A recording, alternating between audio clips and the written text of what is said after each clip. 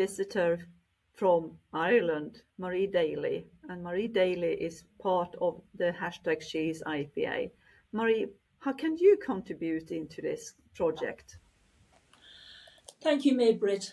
I'm thrilled to be part of hashtag She is IPA. And my contribution for this part of the programme for 2024 is that Section Ireland took a motion to the International World Congress to, the proposal was that we would get funding to run a seminar in Gimborn with the support of Ulrike and all the staff in Gimborn for the purpose of hashtag She is IPA. The aim of the seminar we plan to have it in November, the 1st and 2nd of November, those days around, and we're inviting everybody that would like to attend to send us your details in relation to what you would like to come. The whole aim of the seminar is to embrace an inclusive vision of IPA for the future. And that's what we're trying to do as part of this programme.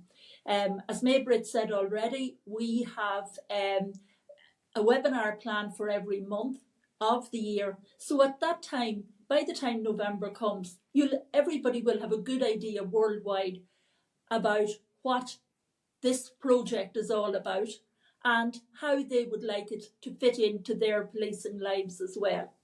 So when we come to the seminar in Gimborn, what you can expect is a kind of a theme of bringing women, IPA women together and police women together as well. As has been said already, it's about sharing of information, making new friends, talking about different policing issues, different career issues, whatever it is that you have an interest in, we can make it work. But for the couple of days that we're going to be in Gimborn, we're primarily going to immerse the participants in the pillars of IPA that May-Britt spoke about already. We're talking about the professional, and that's where Gimborn is our flagship for all of the training that's given there, and the programmes are available on the website. We will be at a weekend, and this will be about telling people about cultural IPA as well and social IPA, and introducing our members to the infrastructure that is already built into IPA in order to harness that for the betterment of the women in the International Police Association. Once we understand, very often the understanding of the infrastructure that's already there isn't very well known.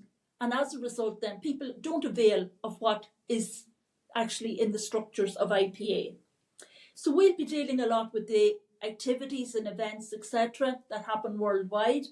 And there'll be an opportunity to exchange ideas, to meet new friends, and to build on this hashtag She is IPA for the times. As Magda said, we're hoping that this programme isn't for 1 year. This is an ongoing programme, and we will build on it from there after that.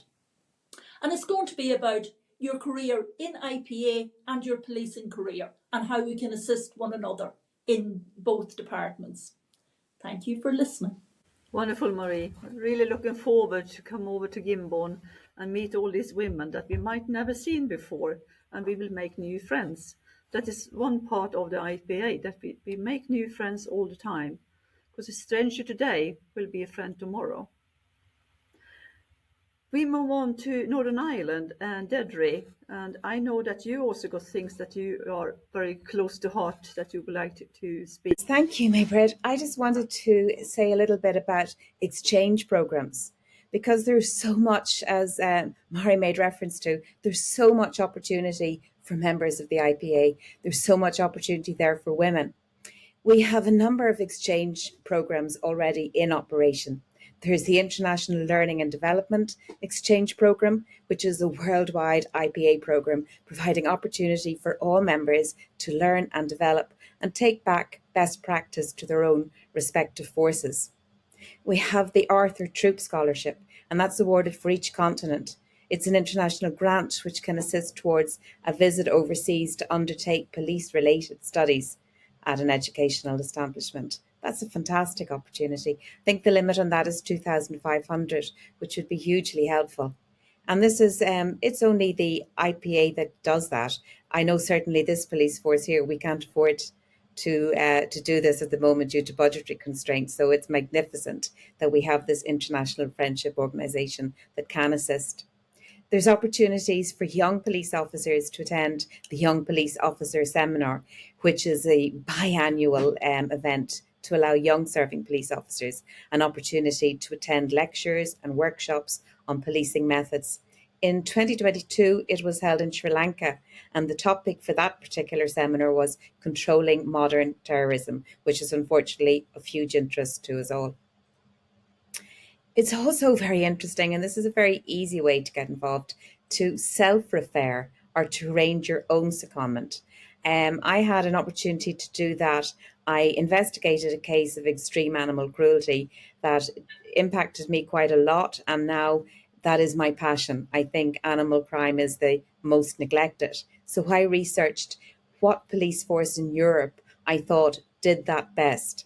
And unfortunately, it wasn't ourselves, and I discovered it was very likely Holland. So I applied to my branch and my region, and they put me in touch with a colleague from Holland, an IPA member, who was able to make representations on my behalf to the Dutch police. And then I was put in touch with the head of the Deirdre, the unit that deal with animal crime. That person then was able to tell me who I needed to write to get permission to go there on a secondment. And then I got approval from their commissioner. And then when my detective chief inspector found out what I had done, I had it all arranged. I was going using my own time. Then the police service decided they really should support me. And because you're a member of the IPA, if you do anything connected with the IPA, you're entitled in this force anyway to duty credits. So actually all the leave I was using, I was given back. And they also made a contribution towards my efforts. And it really was the most thrilling part of my career to date. It was wonderful to work with such professionals in a field that I have grown to care about very much. So that was great. And whatever your interest is, you just have to let your branch know, and we will do the groundwork for you, put you in touch with the right people. And that's quite extraordinary. And I always say to my students, I always say, hands up, I've only got a few years left to do. Who's got more than 5? Who's got more than 10? Who's got more than 15? They're the ones that are crying at the back of the class. And I always say to them, why wouldn't you punctuate that period of time with a few wonderful IPA opportunities and go and see how other people do this better? Maybe we do it and we can do the same. So it is a fantastic opportunity. And here in Northern Ireland, we're hoping that in 2024 that we will be able to invite a lady or ladies from police around the world that might like to come and stay with us and experience what it's like to work in the police service of Northern Ireland. We'd be very happy to have accommodate a few exchanges. This sounds just wonderful. So many options that is open for IPM members. And I would say that it's not that common that women are applying for the Raducu scholarship. That is one of them. I would like to mention as well, on top of what you offer through your speech, Deirdre, that there's also a program in Europe that's called On Patrol, that is moving between several of the northwest European countries, where police officers, particularly young police officers, can go and do a patrol for a couple of days together with IPA members. And the photographs I've seen the past 2-3 years is that also women joining into it, and I see that is one of the attractions with having the hashtag She's IPA, to bring that around, because that is something that can be developed even further on into more countries around the world. But we should also listen to the rest of the speakers we are bringing in today over here. So I would like to ask you, Magda, to tell what's close to your heart when it comes to the hashtag She's IPA. Like I said before, when I say she's IPA, maybe I see myself, and in the same time I see all women in IPA, because speaking about networking, speaking about cooperation and partnership in IPA, that means we should keep the always be updated with the changing in this world.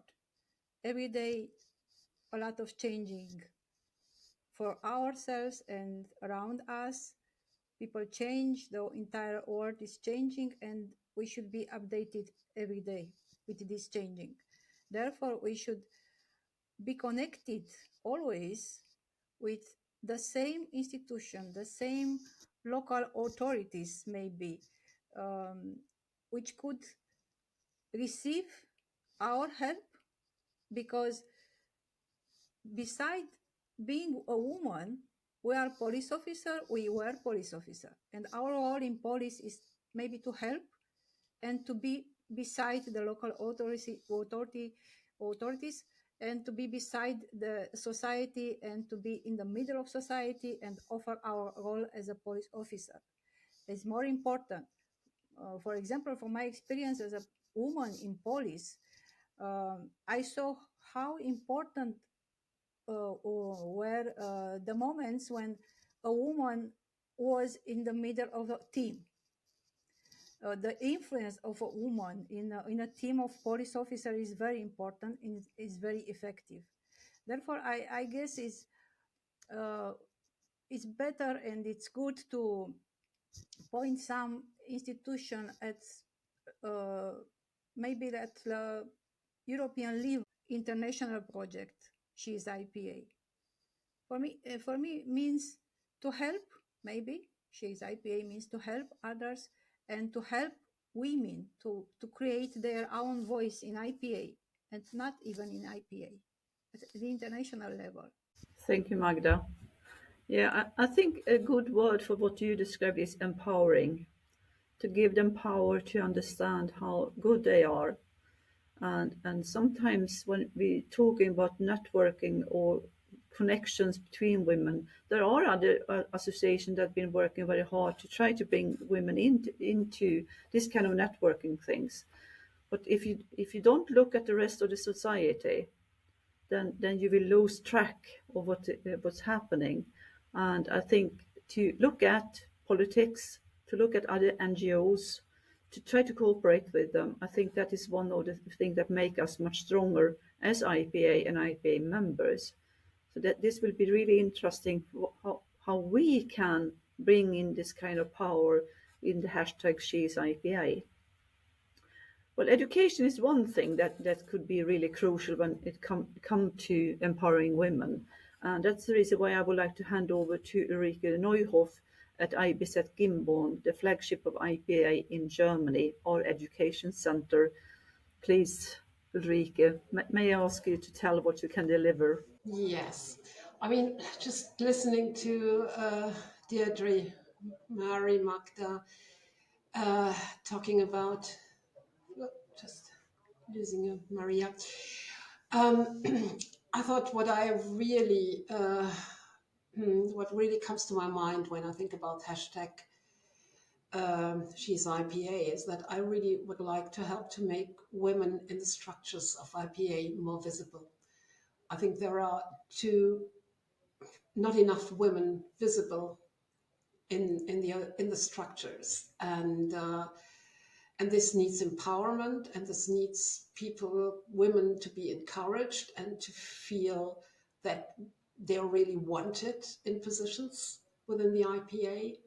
And I think that IBZ could be a place where women can meet and change their experiences, talk about what they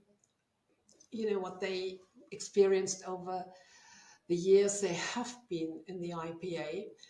And I think that they can learn a lot from each other. And I mean, just right now, the very moment, we have a security training running here at IBZ. And the the person in charge of the security training is a woman. And when she begins, and I mean, she's doing the course, running the course with a man. And when she, at the beginning of the course, asked the participants, who do you think has experience with military interactions and with prison work, and who has many experiences abroad, they always say it's the guy. 90% of the participants say it's the guy. And interesting enough, the guy has never been abroad and he never made any military experiences, but she made them. And so, and I mean, even the women say it's the guy. They just follow this stereotype.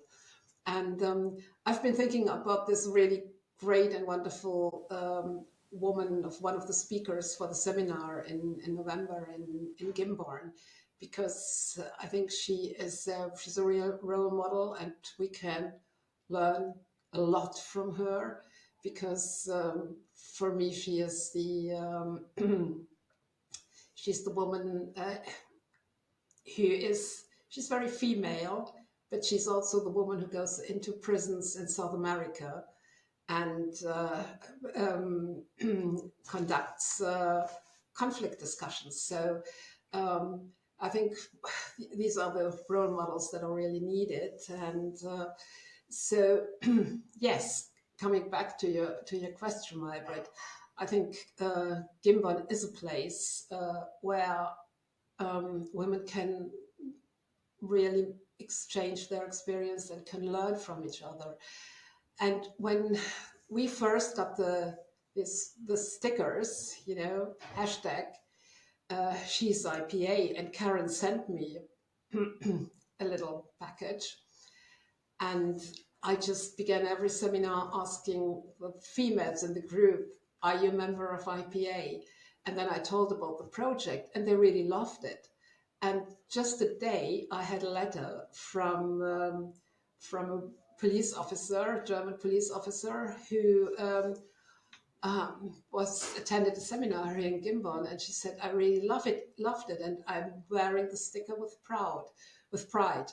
And so, yes, I think Gimborn could be a place to promote the idea and to carry it on, and we can use our network and our possibilities just to get the huge IPA family with all the female members together. And as I said before, I think if we see more women in the structures of IPA, the whole organization will be more diverse, will become more diverse, and it needs to become more diverse from how I look at it. I've seen, I've been in this field now really for quite some time, and I've seen so many times that the better woman didn't get the job, didn't make it, but the man made it. And this is sometimes it is really because women were held back by themselves, because they didn't have the self-esteem, the self-courage to say, I'll go forward, I want to do this. I have the power, I have the intelligence, I have the knowledge, I have the skills to do it, but they just hold themselves back. And I think a seminar here in Gimborn would be a good opportunity to to talk about IPA structures. So sometimes, people who've been in the IPA for ages don't understand. And they can learn how it works. They can support themselves. And as you always say, they will make friends. And that might be friends for life they can make here, female friends. So, yeah, that's what I think that we can contribute. And I'm not always popular with that here, but I'll stand my ground. So, thank you. Thank you, Ulrike. Yeah, Gimborn is a fantastic place. When I came there the first time, 1991, I still got friends from that seminar that I still meet on an annual basis. And through the years, I've been at so many times for seminars, either as a participant or speaker or chairperson. And I would say that those weekly seminars, it's a way to have time off from work, but at the same time you fill in your head with a lot of new knowledge. And in the free time in the evenings, there is a special place you can walk over to from the lecture hall into the Turm bar. It's an honesty bar, my friends, where all kind of well, liquor can be bought, all from alcohol free to stronger things if you need it. But you will have a time of reflection and a time to discuss your policing life, your private life, and also the topic of the seminar. And all through the year, on a weekly basis, there are seminars that you can join into. And as IPA member, you pay less than the ordinary people do. So it's an option. So if you can't join us for November, please join into one of the other seminars, because there are so many interesting topics. You just need to have a lot of time off, or you do like Deirdre, speak with your superior, and they will give you time off fully paid to do a training abroad.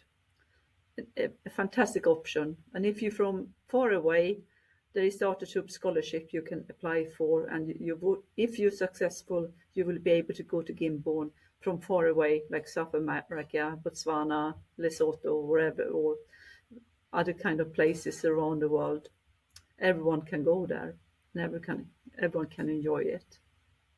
Well, the world is bigger than IPA, because IPA is in 68 of the countries around the world, members in about 100 countries. And if you're not from one of the IPA sections equal to country, you can become a foreign associated member in one of the sections that we got in IPA today.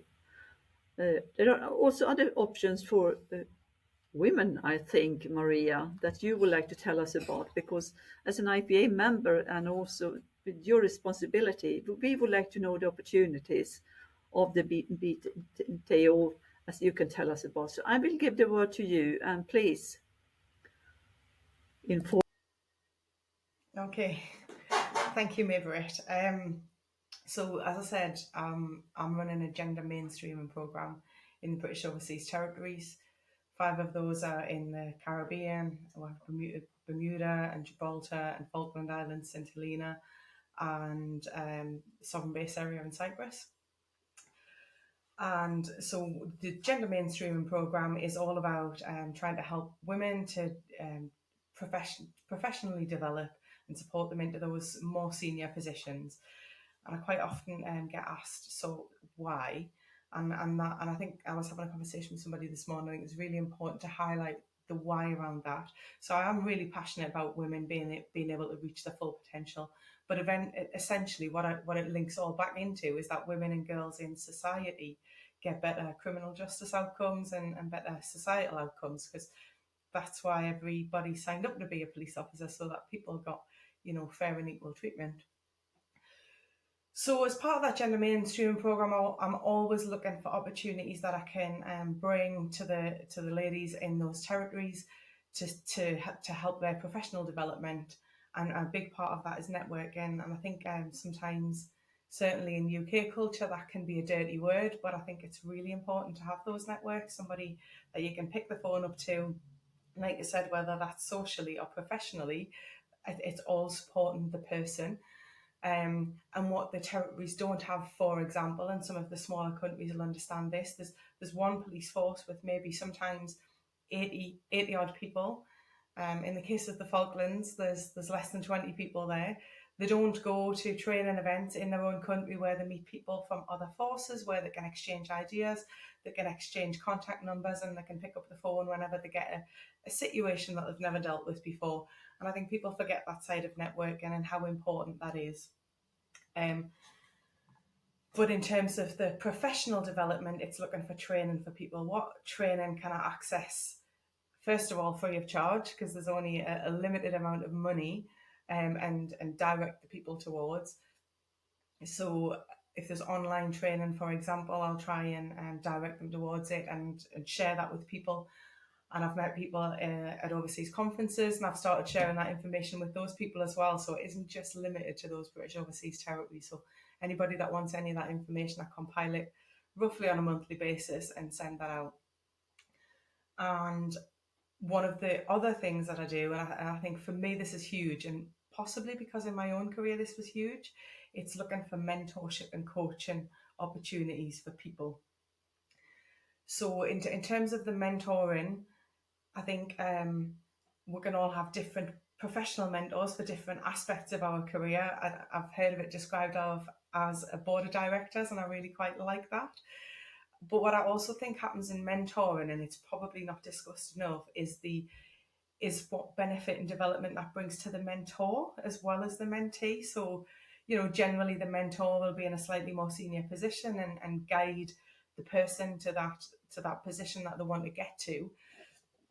But actually, in being a mentor, I think you learn a lot yourself. You learn a lot of the challenges maybe and the struggles that other people are facing, which if you're maybe looking to implement a new policy, you might learn some of the things that actually wouldn't work. For example, I don't know, I'm 46. If I was mentoring an 18-year-old, I'd learn an awful lot of things that were important to an 18-year-old that I wouldn't have even thought to consider. Or if I was mentoring a man, say, again, an 18-year-old boy might tell me some things that, again, never in a million years would I have considered, ways to do things and ways to change. So because I'm running this program essentially on my own, what I'm looking to do is develop women. And how can I do that? I can look to other women to help me develop those women and look for those benefits on both sides. So I was talking to Karen and Marie a couple of weeks ago and talking about some of the projects I'm running. And I would love if IPA members wanted to get involved in some of that and potentially even lead on it. I've got a few ideas of my own, but equally more than happy for people to come forward with an idea of something that maybe they've used locally in the force, or maybe just an idea that they've had, but they've never had the opportunity to run with. So for me, two lots of people are getting benefit there. The person who's going to run the initiative and the women that I'm supporting in the overseas territories. So if anybody wants to get involved in any of the work I'm doing, support any of the work I'm doing, or even just receive the information that I mentioned earlier, you can contact me on this email address here, and I'll do my best to get back. But really, genuinely, I can't urge you enough. There's some really great, exciting opportunities, and those that have been involved so far have really enjoyed it. I'll give you one quick example. I've got a young female police officer in Greater Manchester Police who I met at a conference. She told me about her interest in women in policing. She'd actually written a dissertation on women in business prior to joining the police. So she had a really strong interest in those women's issues. And she has she's run a full awards initiative for us. So from the initial outreach to getting the nominations, putting the panel together and presenting at the award ceremony. So that's a fantastic opportunity for somebody who's young in service to use as an example for promotion. And that's just one example of lots of ideas that I have. And as I said, anything that you want to bring to the table, we welcome. Thank you. Thank you, Maria. Such a wonderful option for whoever feel that they are called to support you. And of course, we will bring also the contact details so everyone can reach the rest of us as well if you would like to join our team, because we would like to be more people. So we will have a diverse team from all over the world, different ages and different colors, different beliefs, different whatever it could be. Everyone is welcome into the hashtag She is IPA.